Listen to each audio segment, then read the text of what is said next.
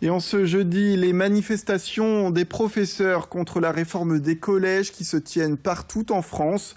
Ce matin à Lille, des enseignants de collège mais aussi de lycée se sont donné rendez-vous à la porte de Paris avec un objectif, demander plus de moyens, notamment à l'heure où le gouvernement veut, dans cette réforme, davantage personnaliser l'enseignement.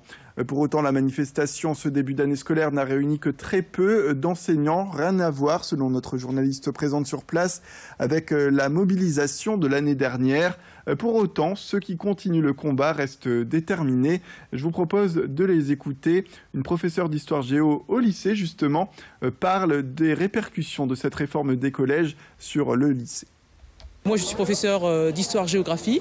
Les élèves de collège ont 3 heures de cours, mais si l'enseignant doit faire de l'AP et des épis, c'est-à-dire du travail interdisciplinaire, cet horaire va être réduit d'1 heure par semaine, au détriment du programme qui, lui, reste le même.